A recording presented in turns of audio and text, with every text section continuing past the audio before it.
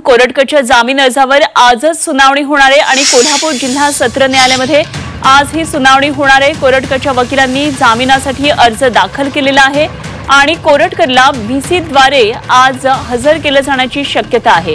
इतिहास संशोधक इंद्रजित सावंत यांचे वकील असीम सरोदे ऑनलाईन उपस्थित राहणार आहेत। त्यामुळे कोल्हापूरमधल्या या कोर्टातल्या घडामोडींकडे आता लक्ष असणार आहे। प्रशांत कोरटकर याच्या संदर्भातली महत्त्वाची बातमी आहे, त्याच्या जामीन अर्जावर आजच सुनावणी होणार आहे। आमचे प्रतिनिधी प्रताप नाईक कोल्हापूरमधल्या घडामोडीवर लक्ष ठेवून थेट जाऊया प्रतापकडे। प्रताप, कोल्हापूर जिल्हा सत्र न्यायालयामध्ये आजच या संदर्भातली सुनावणी होणार असल्याचं कळतंय, त्यामुळे जामीन मिळणार का नाही याकडे संपूर्ण महाराष्ट्रातल्या जनतेचं लक्ष आहे। काय नेमके कोल्हापूरमधून या संदर्भातले सध्याचे अपडेट?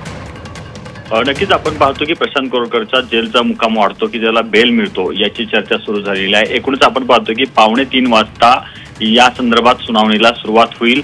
आपण पाहतो की जिल्हा सत्र न्यायालयाच्या समोर ही सुनावणी होणार आहे। काल सायंकाळी प्रशांत कोरटकर याच्या वकिलांच्या मार्फत जामिनासाठी अर्ज दाखल केलेला आहे। दिवाणी न्यायालयानं यापूर्वीच आपण पाहिलं की या ठिकाणी जामीन नाकारलेला आहे। त्यामुळे सत्र न्यायालय या संदर्भात काय निर्णय घेतं हे महत्त्वाचं असणार आहे। एकूणच आपण पाहतोय की सरकारी पक्ष असेल किंवा तपास अधिकारी या संदर्भात आपला काय शे देतात त्याच्यावरच कोरटकर याचा जामीन मंजूर होतो की त्याची पुन्हा न्यायालयीन कोठडी वाढते हे पाहणं महत्त्वाचं असणार। नक्कीच, जरूर या सर्व घडामोडींवर लक्ष ठेवून राहा। वेळोवेळी माहिती जाणून घेत राहू। प्रताप नाईक आमचे प्रतिनिधी आपल्या बरोबर होते।